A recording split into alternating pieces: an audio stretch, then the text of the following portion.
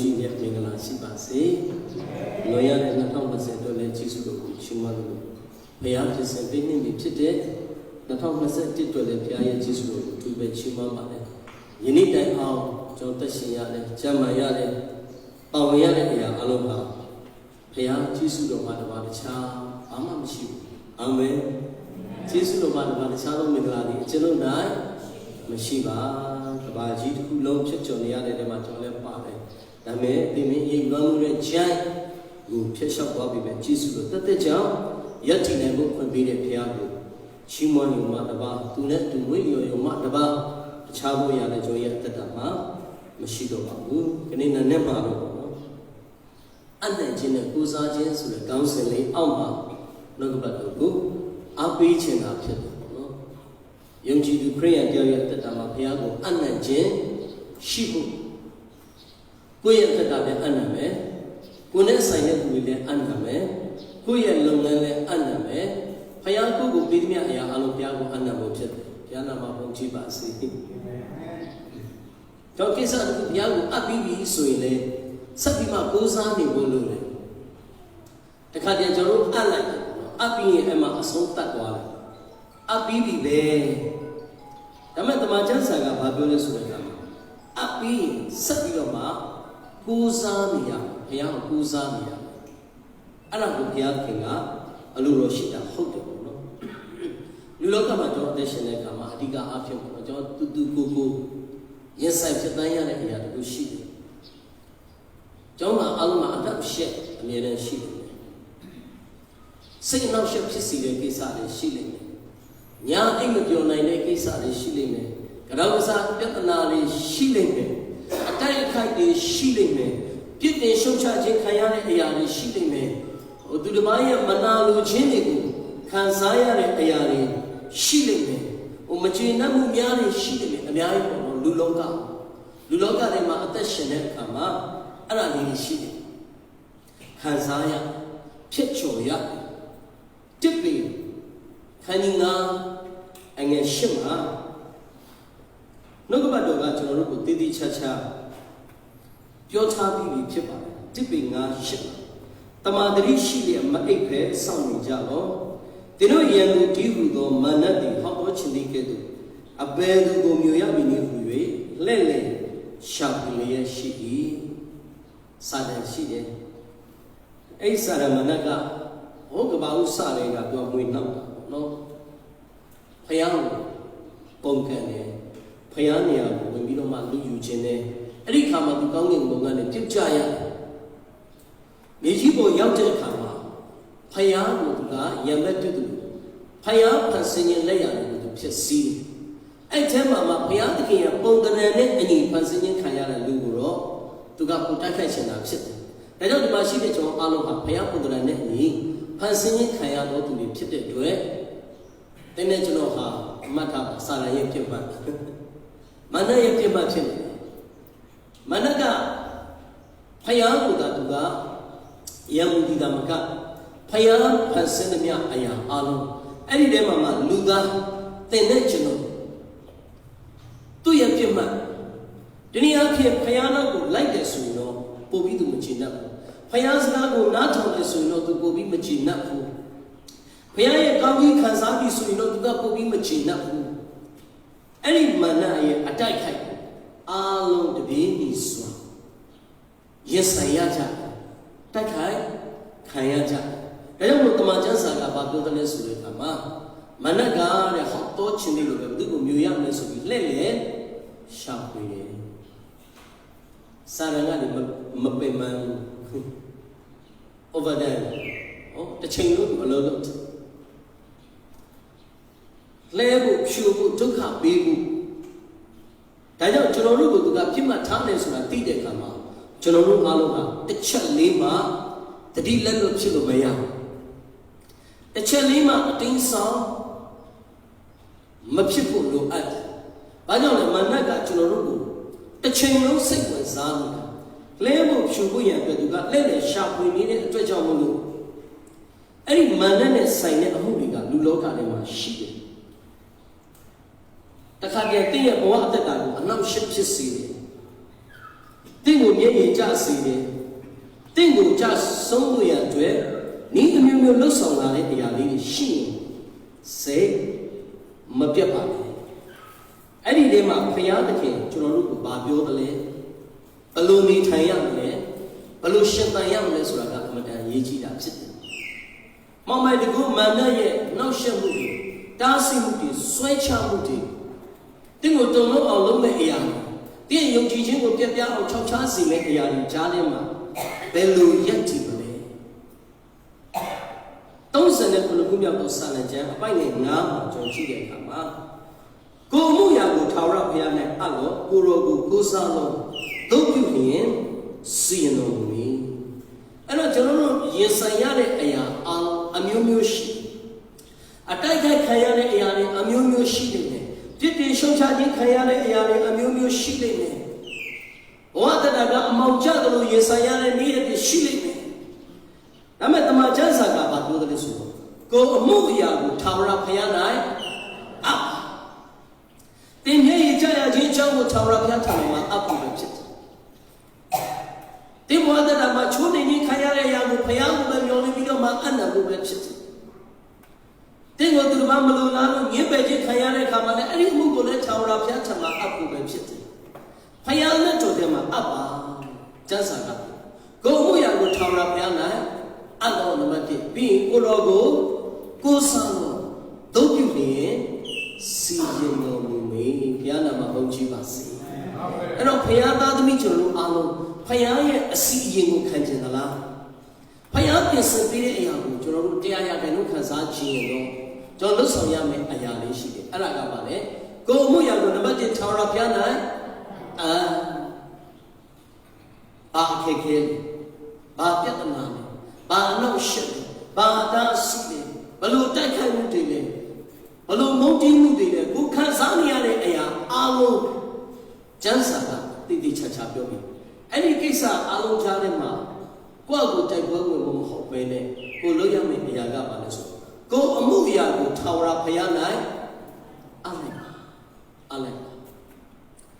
တခါတည်းလုပ်ငန်းပိုင်းဆိုင်ရာမှာကိုကြော်ခွာသွားတဲ့ကိစ္စတွေရှိချင်းရှိလိမ့်မယ်ကိုကဘာမှသွားတုံ့ပြန်စရာမလိုဘူးဘုရားသားသမီးမှန်ရင်အဲ့ဒီအမှုဘုရားလက်ထဲအပ်ဖို့တမန်ကျမ်းစာကဒီတိုင်းပြောတယ်အာမင်အားလိုက်အပ်ပြီးမှလို့လေကိုရောကိုကိုးစားတယ်ဆိုတာကနေစဉ်အမြဲတမ်းနိုင်မပြတ်တခါတည်းကျွန်တော်ကိစ္စတစ်ခုကိုဘုရားလက်ထဲအပ်ပြီးပြီဆိုကျွန်တော်ကငြိမ်သွားတယ်ဒါပေမဲ့တမန်ကျမ်းစာကမဟုတ်ဘူးအထားတဲ့ကိစ္စမှာပါဆက်လို့ရမလဲဆက်ပြီးကိုးစားဖို့ရဘုရားသခင်က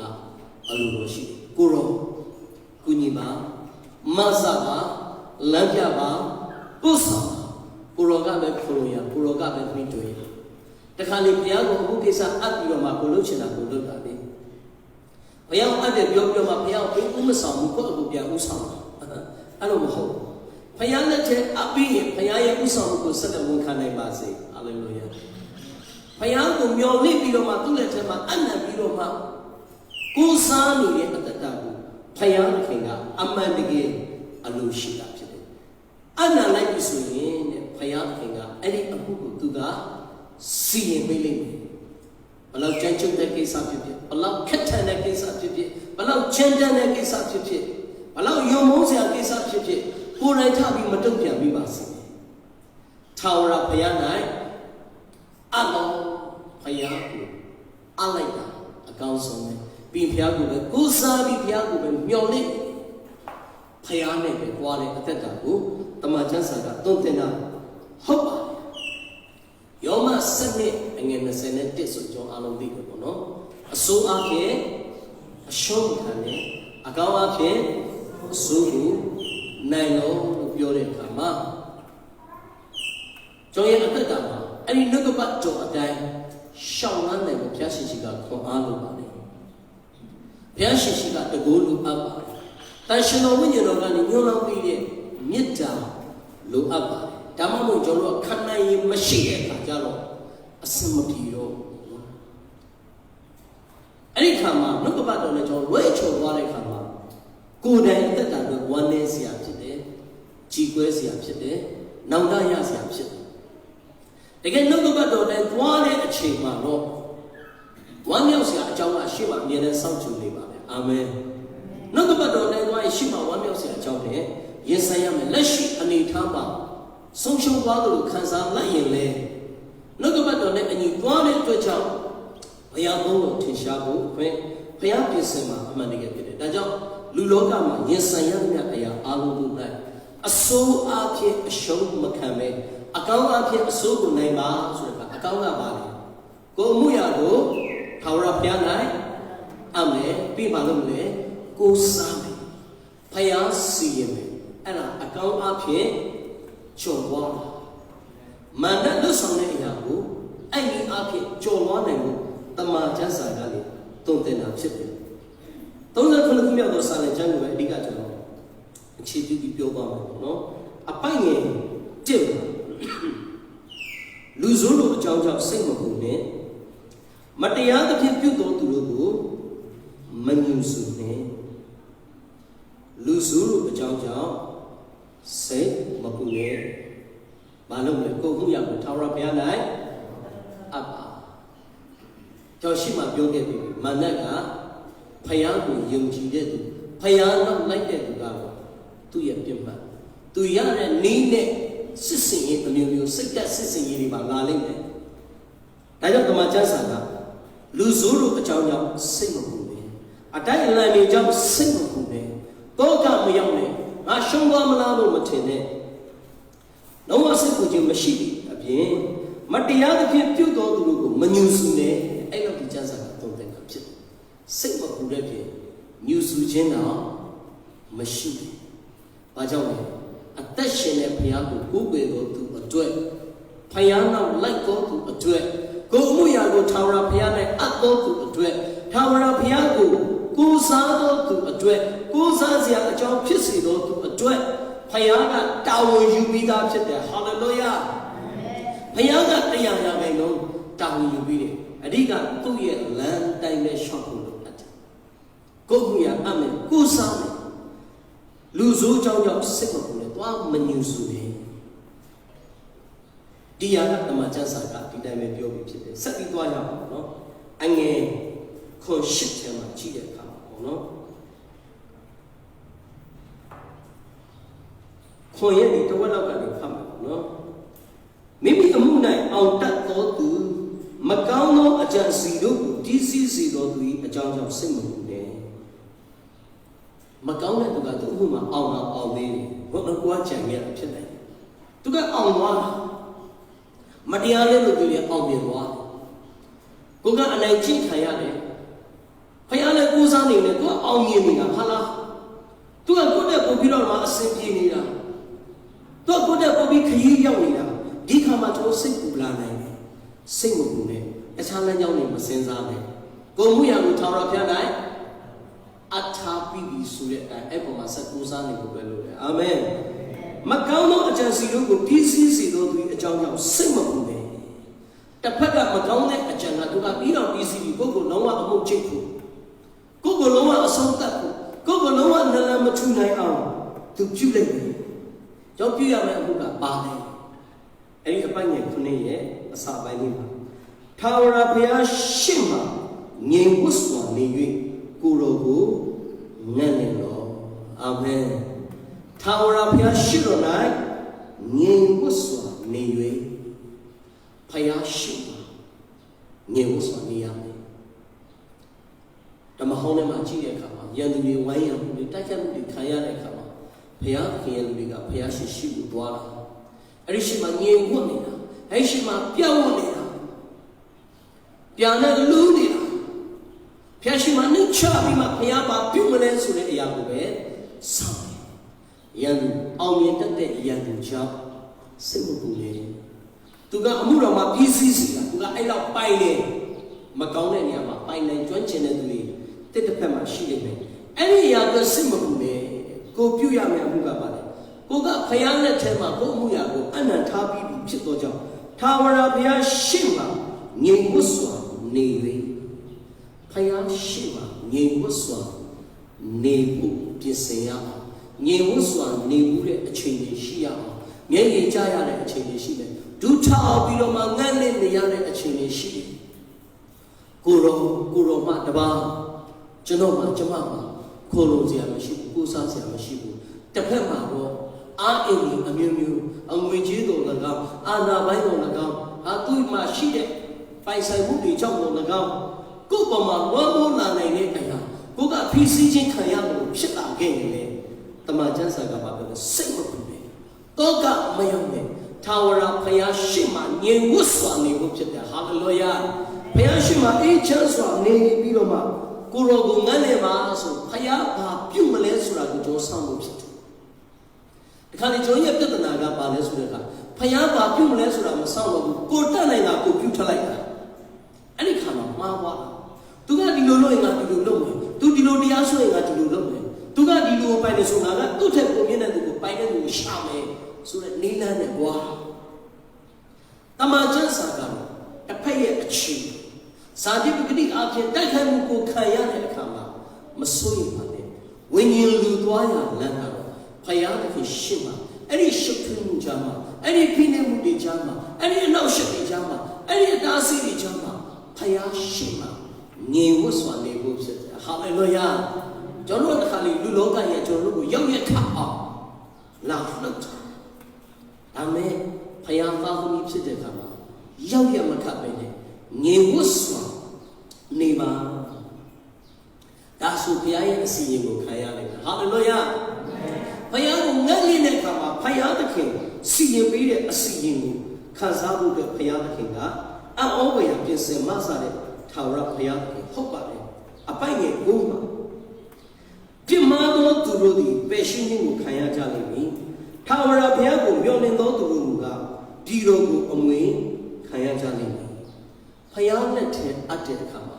ဘုရားကအဆိုးအကောင်းအားလုံးသိတယ်သူကစီရင်ပေးတယ်ဆိုရင်လည်းဆိုတဲ့သူကချက်ချင်းပယ်ရှင်းတဲ့သဘောတော့မရှိဘူးနောင်တရဖို့အခြေလဲပေးတတ်သေးတယ်အဲ့ဒါကြောင့်နားလည်ပေးရလို့အပ်တယ်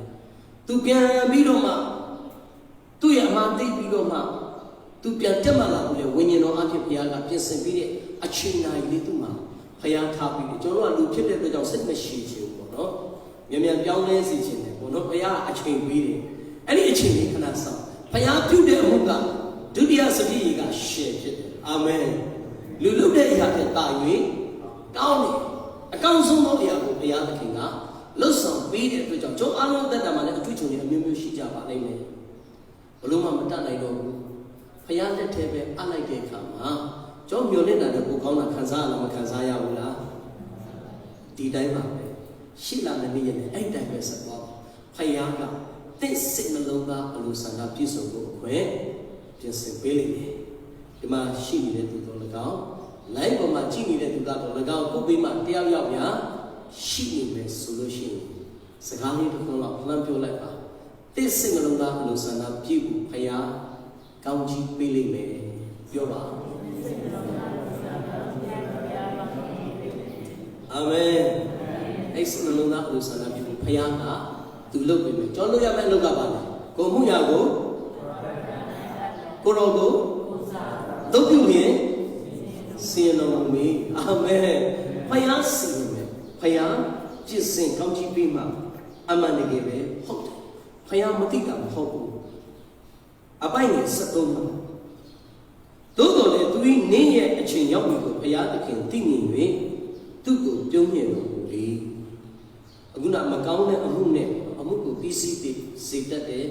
မကောင်းတဲ့အမှုရာမှာအမြဲတမ်းအောင်တတ်တဲ့သူကိုတဲ့ဘုရားသခင်ကအော်သူနောင်နာမရဘူးမကြခင်သူ့ချင်းကုန်တော့မယ်ဘုရားကဘာဖြစ်တယ်ပြုံးမြင်တော်မူပြီလောလောဆယ်သူကဟုတ်နေတယ်ထင်မယ်ဘုရားအပေါ်မှာသူ့ရည်နေတယ်ငါသားသမီးကိုဘာလုပ်တယ်မင်းမကြခင်နောင်နာရမရဘာဖြစ်မလဲအဆင်ပြေမှာပေါ့ဘုရားပြုံးမြင်ကျောင်းကိုးကွယ်တဲ့ဘုရားကကျောင်းဘက်မှာရှိတဲ့အိမ်မာနူလဘုရားဖြစ်တယ်အာမင်အာမင်ဒါကြောင့်မို့ဘယ်အမှုမှမဆိုးရင်တင့်ရှိကိုမတရားမှုတွေလာပါစေစိတ်မပြတ်ပါနဲ့တင့်ပေါ်မှာနိုင်တဲ့စိတ်မှုတွေလာပါစေစိတ်မပြတ်ဘာကြောင့်လဲတင်နဲ့ကျွန်တော်ကိုပိုင်တာထာဝရဘုရားဖြစ်တယ်အာမင်အာမင်တင်နဲ့ကျွန်တော်ရဲ့ဘဝရှိရေးကိုတာဝန်ယူလာထာဝရဘုရားဖြစ်တယ်အာမင်အာမင် ဖယားထောင်ယူထားတာဒါကြောင့်မို့လို့လူကမလုပ်နိုင်ပါနဲ့ဖယားပြင်ဆင်တဲ့လမ်းကိုလူလာချိုးဖက်လို့မရဘူးဖယားကောင်းကြီးပေးထားတဲ့သူရှိတာကောင်းကြီးကိုဘယ်သူမှလာလူလို့မရဘူးဟာလေလုယာတိတ်ပြပြင်ဆင်ထားတဲ့အရာကိုဘယ်အရာကမှလာပိတ်ဆို့လို့မရဘူးဘာကြောင့်လဲဖယားတားပြီးဖြစ်ပေါ်ကြောင့်ဖယားကိုခုလုံသောကြောင့်ကိုယ်အမှုရာကိုထာဝရဘုရား၌အထားသောကြောင့်သူတာဝန်ယူတယ်။နောက်လူလောကမှာအမှုကိစ္စတွေပါတယ်ဖြစ်ရင်ကျွန်တော်ဘယ်သူအားလဲဆိုတော့ရှင်းနေအားရတာနော်။ရှင်းနေအပ်တဲ့အခါမှာတရားရုံးမှာဘယ်သူကစကားပြောလဲကိုပြောလားသူပြောလားသူပြောတာကိုယ့်မှုကိုကိုယ်ပဲတာဝန်ယူလားသူတာဝန်ယူလားသူတာဝန်ယူလားသူလုပ်ပေးတာအဲ့တော့စကားပုံလေးကမမားတော့ရှင်းနေမသိတော့စီသမားအဲ့လားအဲ့စကားပုံတည့်ရတာနဲ့တော့ငွေကြေးကုန်ခံပြီးတော့မှ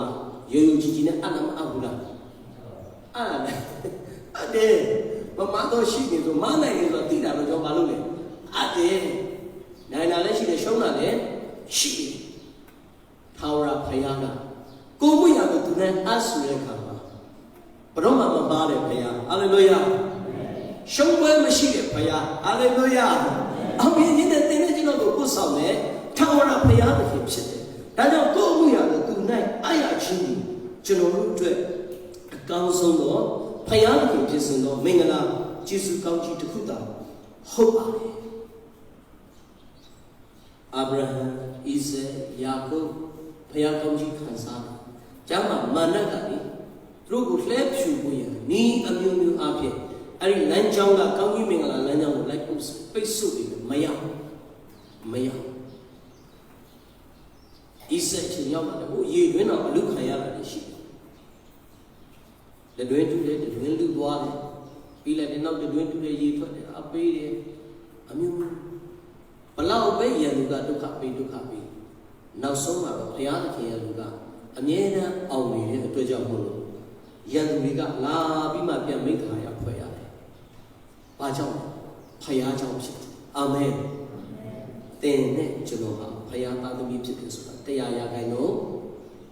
အမြဲစဉ်းစားတွေးခေါ်ယုံကြည်လက်ခံထားပါဟာလေလုယာဘုရားကရှုံးပွဲမရှိလို့သင်တိုင်းလည်းရှုံးပွဲမရှိစေရဘူးအာမင်အဲ့ဒါဘုရားဟောတောင်တော်ရင်းအောက်ကနေတော့အပြင်ထွက်မသွားနဲ့ကိုမှုရာကိုထာဝရဘုရားနဲ့အပ်ပြီးတော့မှတစ်ခါလေးဘေးရင်ဆရာနဲ့နောက်ဒုတိယအချိန်မှအပ်တယ်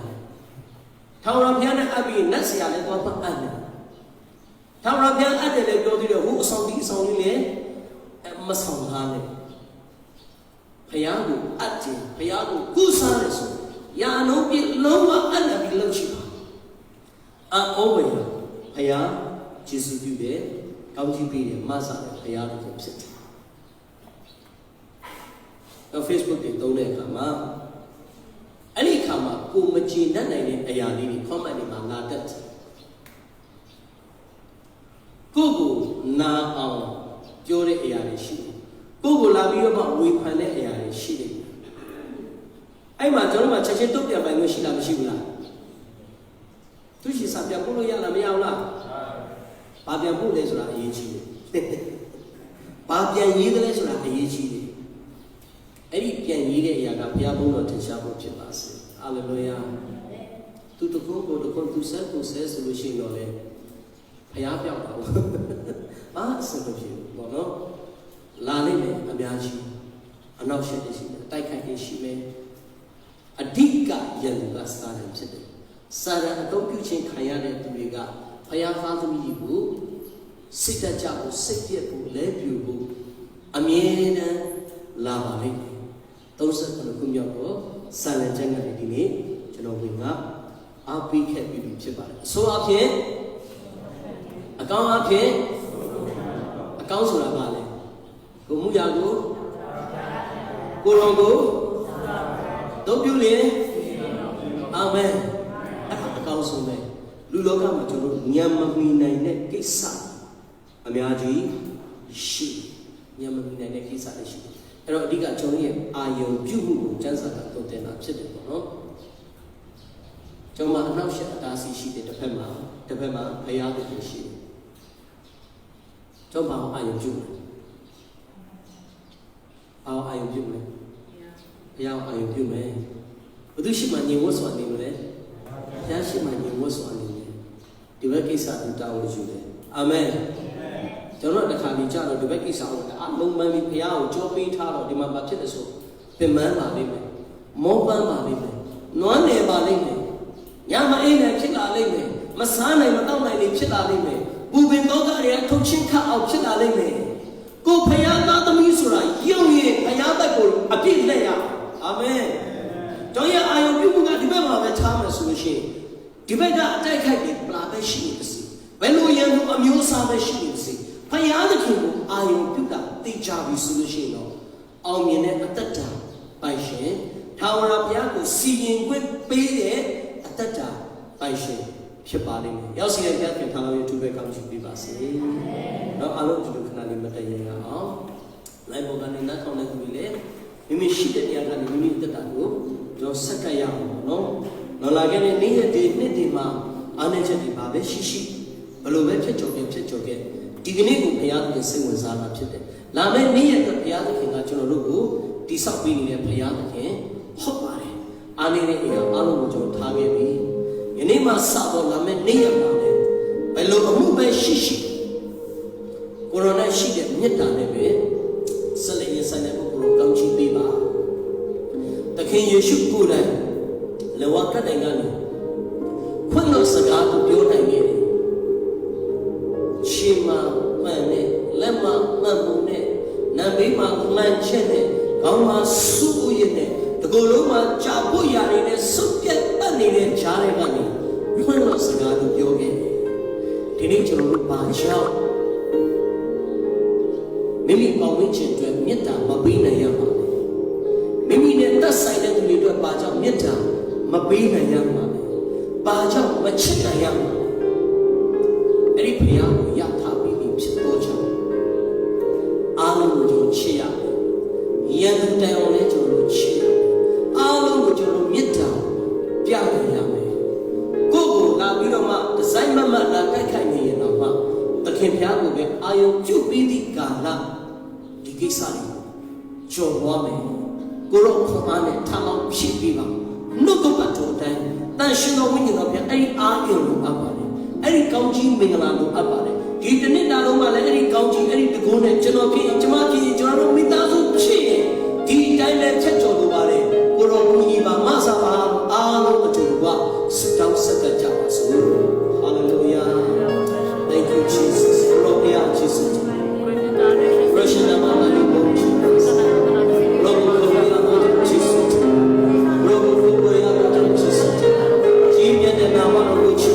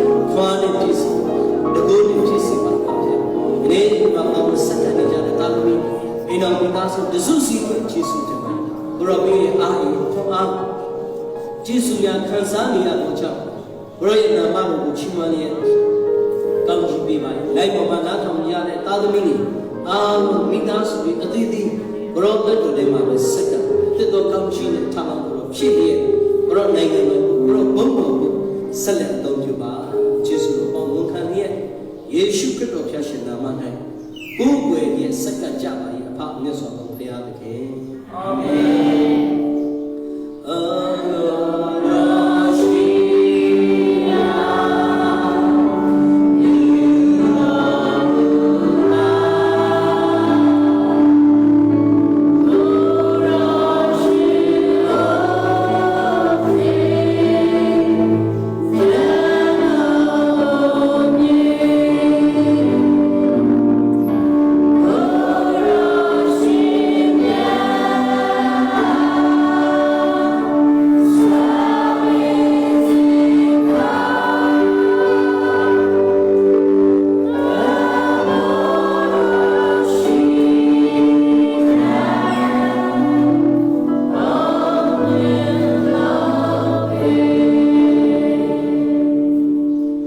သုံးပါးတစ်ဆူဖျားဖြစ်တော်မူသော